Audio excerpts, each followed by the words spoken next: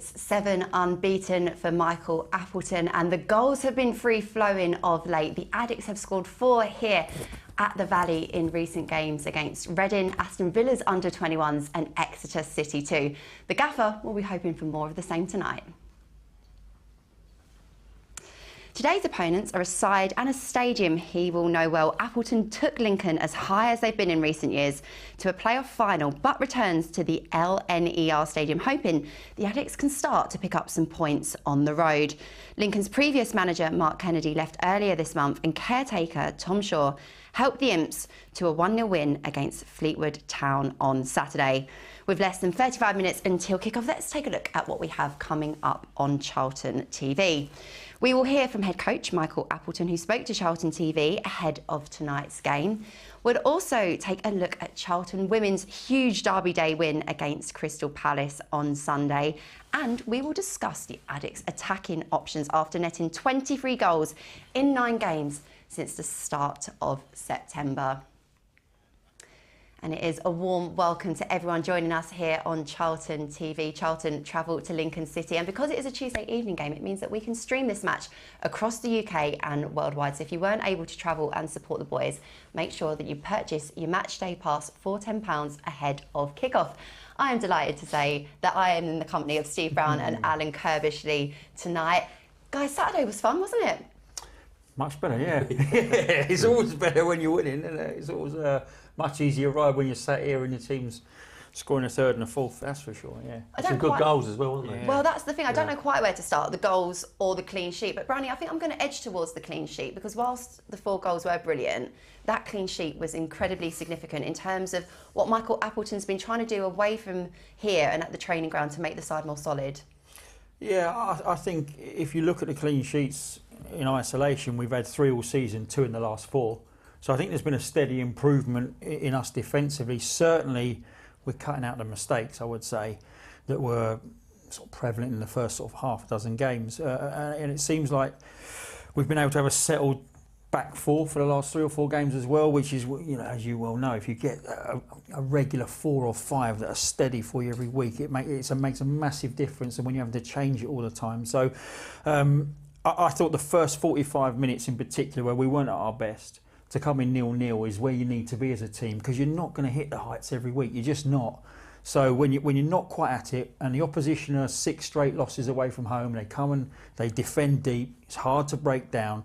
The key is not to concede, and they did that, and I thought they did it really well. And also, Curbs, going late into the game, sort of 3 or 4 goals up, there were still players, the likes of Dobbo, Scott Fraser, throwing themselves in front of the ball, trying to deny our opposition from scoring. It seems like perhaps the mentality contributing towards those clean sheets is something that Michael's worked on. Yeah, we're used to seeing Dobbo diving around and blocking shots, but there was a couple of really important blocks at 0-0. As Bernie was saying, you know, we wasn't at our best in the first half, but if we'd have gone in 1 down or 2 down or whatever, but there were some vital blocks, and perhaps that's what's been missing previously.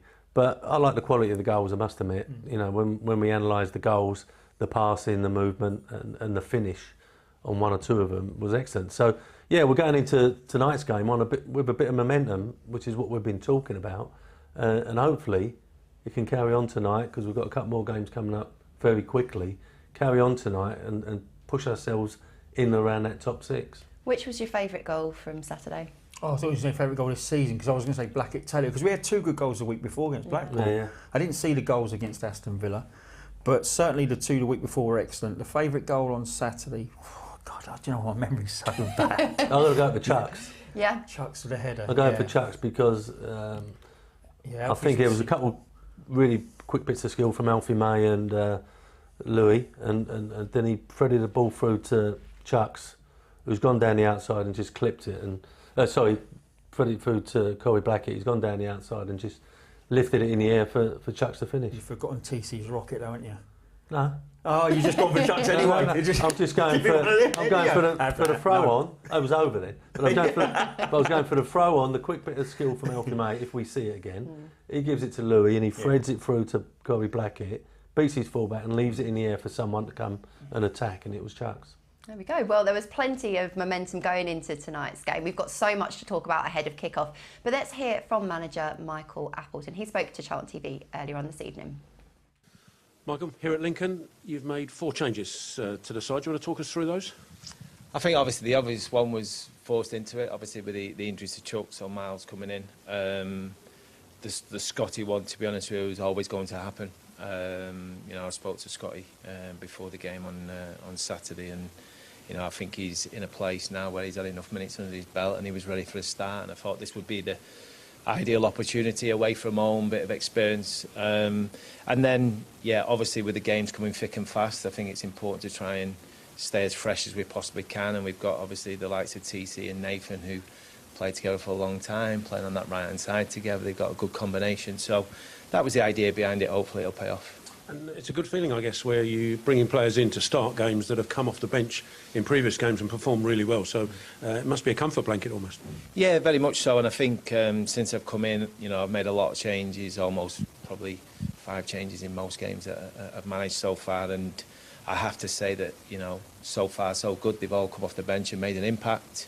I hope the same happens tonight and we get a response from the players coming off the pitch and coming onto the pitch. But they've earned the opportunity tonight and it's up to them to go and take it. You mentioned about Miles coming in, sadly at the expense of Chuks because of his injury. Do we have an update on Chuks' injury? Not really. We'll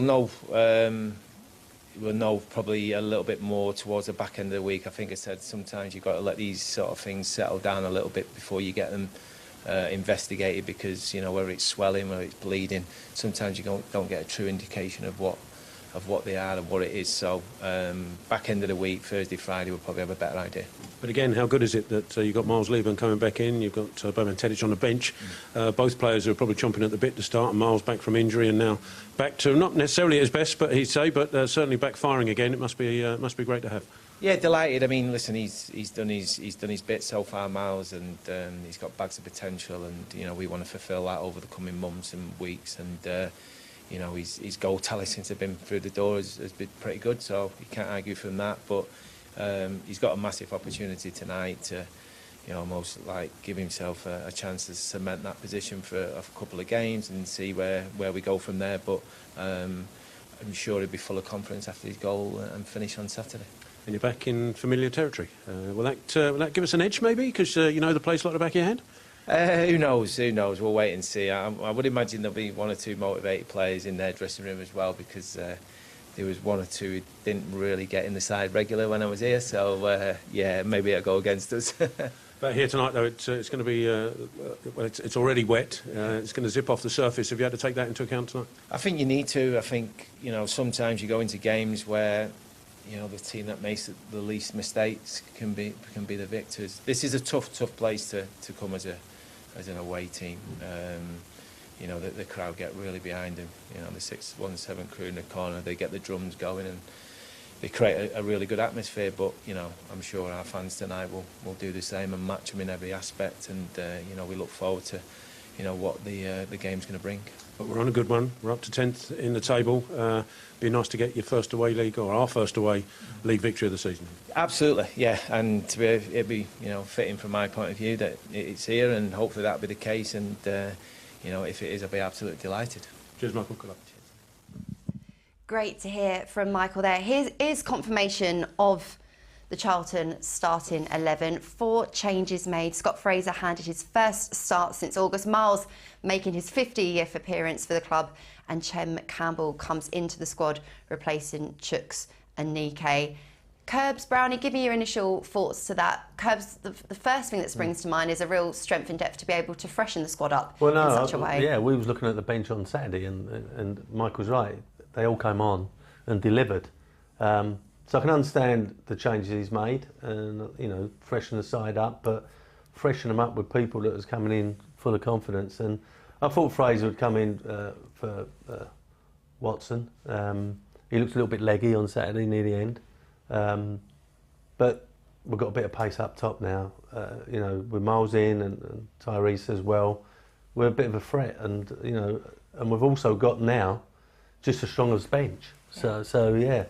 It just shows you the size of the squad, and he's not afraid to use it. And some players that haven't even made the matchday squad. It shows that hunger and appetite that's been so important, particularly in our recent turn of results. Brownie, one thing we've spoken about is the consistency of a back four. There's a change the season to right back, Nathan Asimwe coming in. How do you see that perhaps playing out? Yeah, I mean, he started the season very well, Nathan, so it'll be lovely for him to get back in the team.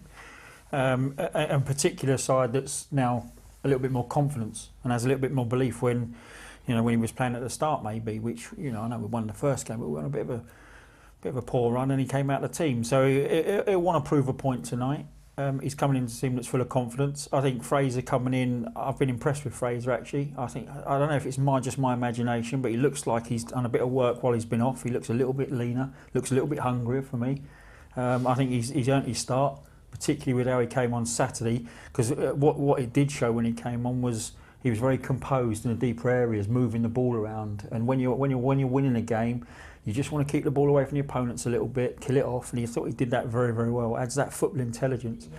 TC on the right, obviously with that pace, as Curbs was talking about. I feel a bit for Tedic. I think he was worthy of a chance out there. I really do. You bring him in on loan, you've got to give him an opportunity at some point. He maybe just be scratching his head why he can't get down the centre, but he's going to have to be patient because Miles obviously scored again when he came off the bench and he leads the line quite well.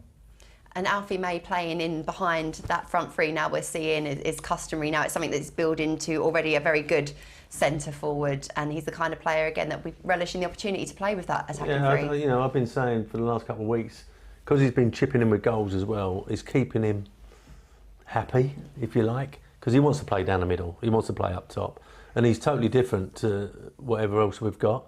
We know he's going to score goals, so yeah, if you use him as a number 10 and he's delivering, that's great. He'd be happy to do that, but I should imagine he'd want to go back up top at some stage, but while we keep winning and he's scoring and contributing, everyone's happy.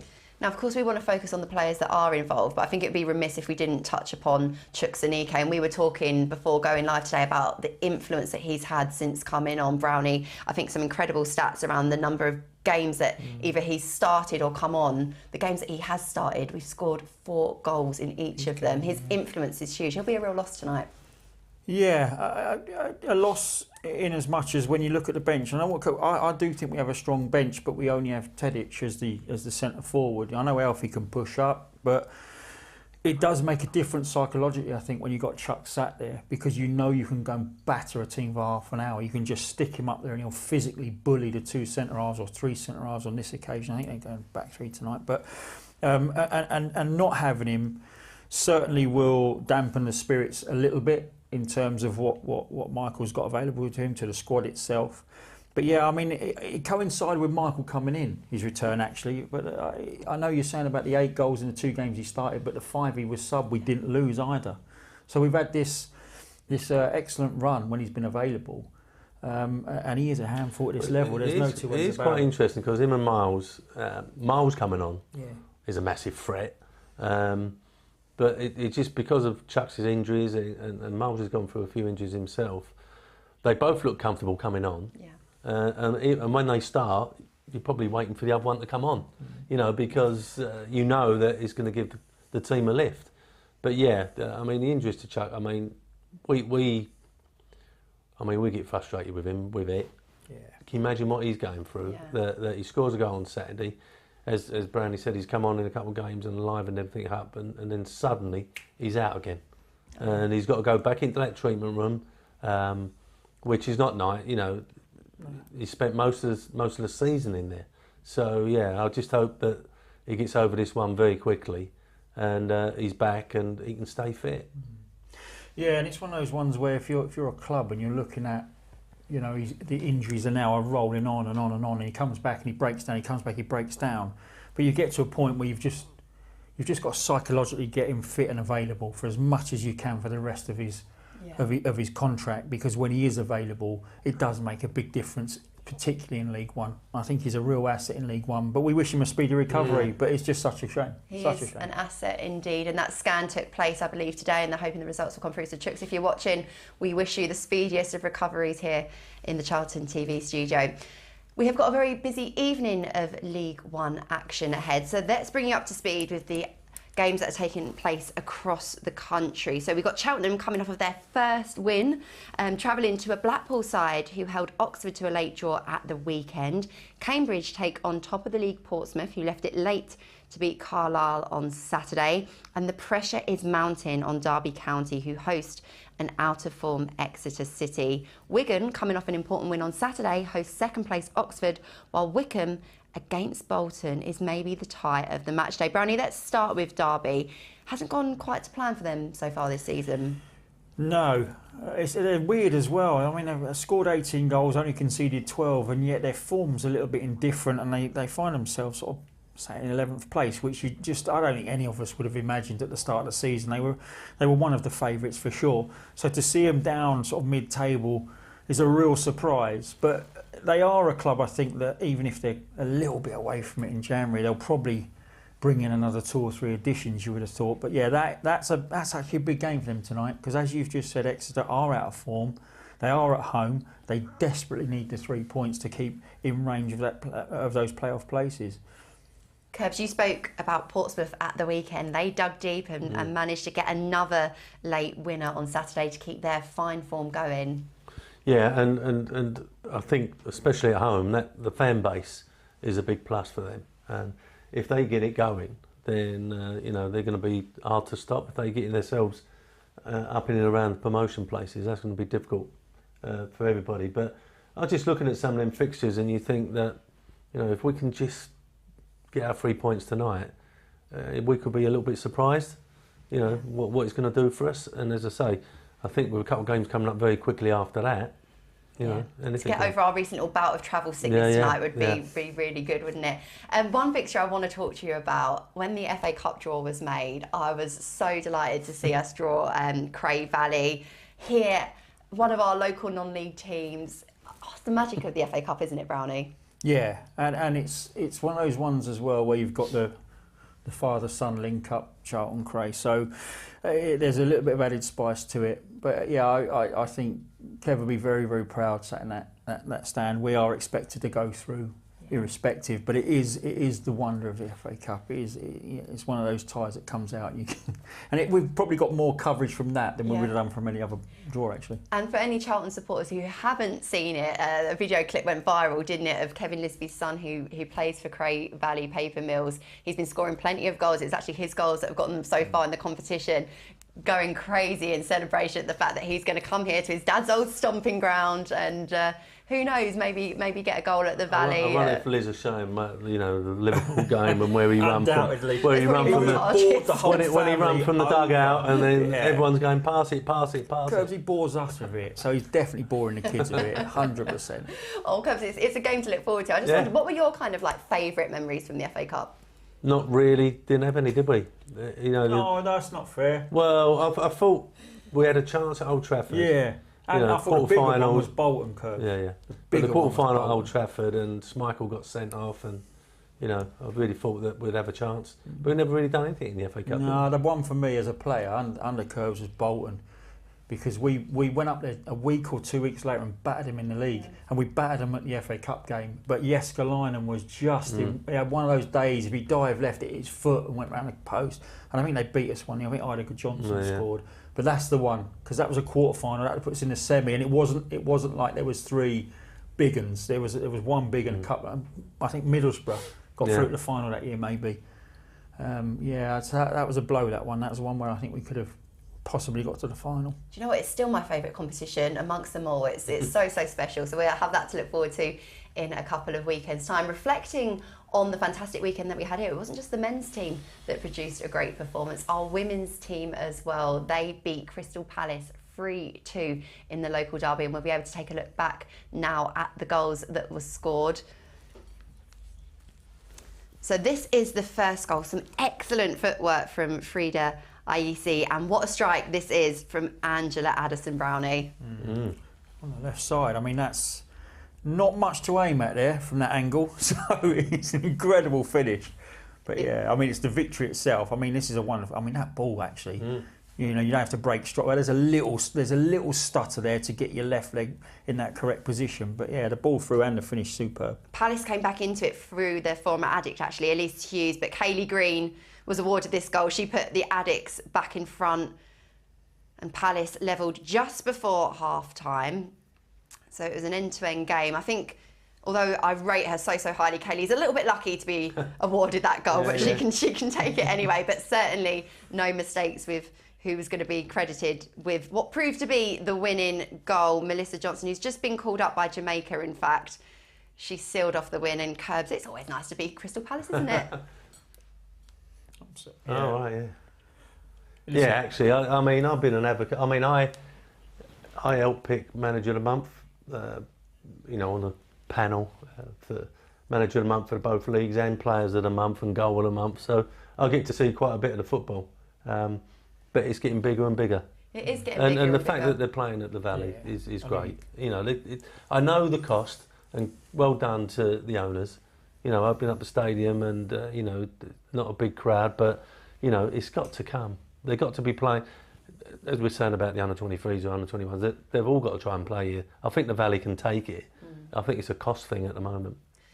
Well, look, it was red, white and black day here at the Valley, and both the men's and the women's team dedicated the match day to celebrating diversity and inclusion at the Valley. I got to take part in the parade, in fact, and it was really special. There will be a full video of the day from last week, but we just want to say a quick thank you to the Charlton Athletic Community Trust and our partners, the University of Greenwich, who supported a full week of activities. And ahead of that weekend, the club's board of directors undertook some EDI training. Let's have a little look at what happened. We had our formal board meeting this morning, but prior to the meeting, one of the key things that was really important that I wanted to emphasise was about EDI training. We know since I've been here at the club and also my interactions with Charlie, there's such a strong emphasis on equality, diversity and inclusion. I've always believed that should be the golden thread that runs throughout all areas of the club, from the community, the golden thread right throughout the whole club's DNA, and that's also with the board too. And we're making our submissions also for the EFL Code of Practice. So the EDI piece is a very intrinsic part of the club's DNA. And Charlton, to be honest, you know, the last couple of years has been obviously challenging, but previously, you know, we were one of the leading lights in this area within the club. And naturally, I think part of the reconnection and the modelling coming forward is to really embed ourselves and re-immerse ourselves, you know, in equality, diversity and inclusion. So we had an excellent, I think it was an hour and a half session with Michael, and it was great. It was, you know, giving really good insights to the board about, you know, the right language, why it's important, and I think everybody come away, even I've been in this area 35 years, it's just like football. You never stop learning because it continually keeps evolving. So it was a really good and positive session. Paul is right there. It is like football. You never stop learning. And it was really interesting, Brownie, to see Paul say about the club re-immersing itself in an area that's clearly going to be a key focus moving forwards. And great to have him back involved in the football club and back on the board. Absolutely. And he speaks very well, doesn't he? And I think it's an area, like you said, you can always learn more, you can always do more. But it's an area I think we've excelled at as a football club in the past. You know, we are quite forward thinking in that area and have been for some time. But you can always add, you can always make tweaks, you can always make it better. And it's good to see Paul at the forefront of that, actually. He's driving it forward. And it's a very good starting point, isn't it, in terms of getting your base in. You're a new ownership, you come in and you're setting your stall out. And it's a platform that Paul's going to drive forward for sure. Absolutely right. Let's turn our attentions back to this evening and the test that's going to be posed by Lincoln City. It's nice, Curbs, to be going into the game with, like you said at the very start, a little bit of momentum. And for anyone just joining us, Michael Appleton makes 4 changes to the team that beat Reading with quite a convincing second half display as well. So even the manner of that final 45 minutes, when I was interviewing Miles and Michael afterwards, there was a good buzz around that changing room. They need to take that onto the road now, don't they? Yeah, we were saying off air during the game, if we score first, you know, the way Reading have been, that they could have crumbled, and they did. And I spoke to Mark Bowen afterwards, who was obviously with Reading, and you know, he said they could see it coming a little bit because of where they're at the moment. It's not a happy place, but we had to take full advantage of it. And I think that Michael said before the game, this is a game we must win. We must win. And you know what is pleasing me, I know the away form is left a little bit wanting, and hopefully that changes tonight. But here is where we've got to make sure we pick up a majority of our points, and you know, we've got to make this place very difficult for teams to come to. And, you know, it helped that they sold their end out, it always does. But now, I think, if we can pick something up now, tonight, and carry a little bit of momentum forward, bring some fans back. We need some more fans here. And, you know, perhaps the team can lift the fans and vice versa after that. We'll talk about perhaps the way we start games in a little while, but the manager made a substitution at the break. Tyrese Campbell coming on, a real game changer to a certain degree. He added some impetus. He's been doing that in a couple of games. He's now rewarded with his start. That's quite a good little mantra to have as a squad, isn't it? To see players getting their break, but working for it as well. Yeah, and I don't think it was necessarily, you know, the two players that made it. It was the fact that he acts quickly. Yeah. He sees that something's not. This is Michael Appleton, obviously. He sees that it's not quite working. The performance isn't quite there, and it's no slant on anyone that comes off, because you build up for the week. You know, you want to impress when you get on that pitch. You want to take lead. It just doesn't work. Something doesn't quite feel right. You're flat. The team's flat. That is then down to the manager. That is down to the Curbs to go, right, sorry about this. You're off. You're on. Bang, and it sends a little signal out. And then it's down to that player to go and do what he needs to do to try and get, as we've seen today, the start. He did enough in that second 45, Tyrese, to earn the start tonight, and that happens. You know, now it's a different kettle of fish. Now you got the shirt, now it's his to keep. So you need an even better performance tonight. The interesting thing as well is that when you are winning, no one can say anything. You know, if you leave a player out, they can say it when you've done it, but, you know, if the results keep coming, and then you get into that sort of momentum, and there's a feeling around the club. Yeah, you're not playing this week because I think we're better off doing it this way, and you go and get the result, and then, oh no, we won 4-0, but I'm going to make 3 changes. Yeah. You know, everyone accepts it because of the results are coming along, and, you know, that's why I keep talking about momentum and just getting us through this next period. And I think if we can pick up majority of the points, we will be in and around it, which is what we've all been talking about. Curbs, on that note, it was quite interesting to pick up in Michael Appleton's pre-game interview that he already spoke to Scott Fraser about his plans to have him start on the bench and then come forward. Is that good man management to a certain degree to keep your players informed? I think, in all fairness, the way Louis Watson was playing, he wasn't going to get back in, because I've been very impressed with him.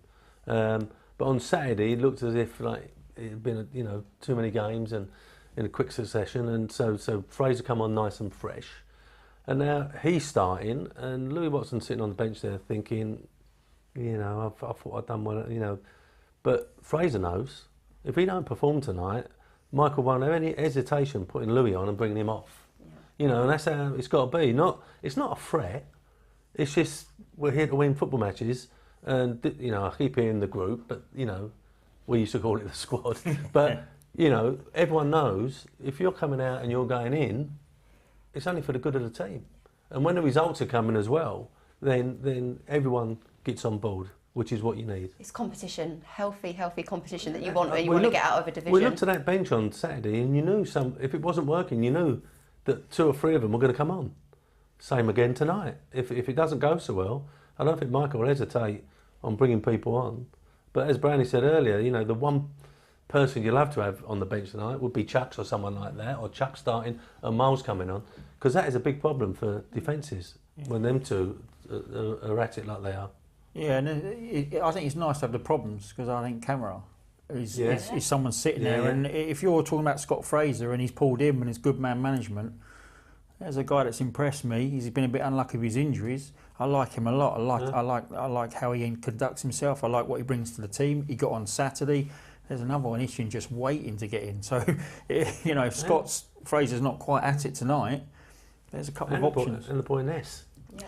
You know, he must be thinking, I can't wait. If I get a chance, I'm going to grab it, and whoever's place I take ain't going to get back. You know, that's the way it's got to be. And, you know, as I say, I think this is a really big game for us tonight for all sorts of reasons. And, you know, because if we can get the away win, which is obviously we're desperate for, but it keeps that momentum going, and also the competition within the squad. I want to talk about our defence, but one quick question about Corey Blackett-Taylor before I do, because he has started every game for Charlton. He tops the assists for League One. Obviously, he got that hat-trick of them on Saturday, Brownie. Michael, when I asked him about it, spoke about how he's been working with him, sort of tailoring his game a little bit. Are we seeing the benefits towards that, and that consistency now beginning to become part of his game? Yeah, I'd say you are. And obviously, the more you score and the more assists you have, the more confident you get as a player. And the one thing I'm sort of led to believe about Corey, which I can't believe myself, is that he is affected by a missed cross, and he doesn't just stroll through it, and it does affect him a little bit. Yeah, and so I think there's probably Michael's working on the psychological side of it as much as the physical and the technical to deliver where he wants him to deliver. But I heard him talk about Tyrese Campbell as well. Wanting him to drive on the outside. So we've got a guy here that's looking at every piece of data. He's looking at all the games, and he's trying to improve every player. And I always say, if you're going to improve every player 5%, the 10 outfield players, you've got a 50% improvement there overall. So he's doing his work off the field, Michael. He's certainly doing his man management side of it, and Corey is definitely a beneficiary of that. Let's talk about our defence quickly, because Brownie, you made the point earlier, we have had that kind of consistent back four for a little while. Getting that clean sheet on Saturday was a major tick. I felt like Michael was even more pleased with that than the 4 goals. Curbs, how important a foundation is that, particularly as we're going to be travelling to a team that don't concede a lot of goals? Well, there's two ways to look at it. If you need to score 2 or 3 goals to get something from a game, that's very, very difficult, which is a position we have been in. But if you've got a defence that is more aggressive and competitive and wants to make them tackles, wants to make them blocks, if you do score, then there's a feeling within the side that's enough, because that's the way we are now. If we can get our noses in front, if we've got that belief that we're not going to concede, that's a massive difference. If it's the other way round, you can't score a goal and then you concede. You think, we're not going to get nothing from this game. At the moment, it looks as if we've got that aggression in our defending, and we've got people who can nick a goal. So yeah, we're in a good place at the moment, and that's why I keep talking about tonight. I think this is a really big game for us. Yeah, we are in a good place indeed, and we can see now the teams walking out onto the field of play. Just wanted to get your final thoughts really, Brownie, ahead of this one. We mentioned no win on the road since April. It would be great for Michael against his former club to almost tick that off of the list of the instant improvements he's wanted to make since coming in as manager. Yeah, you always want to get your first home win, your first away win as quickly as possible. But we've lost to Peterborough, we've lost to Oxford. They're 2 tough sides to go and play. Well, Oxford we didn't think were going to be, but they've turned out to be.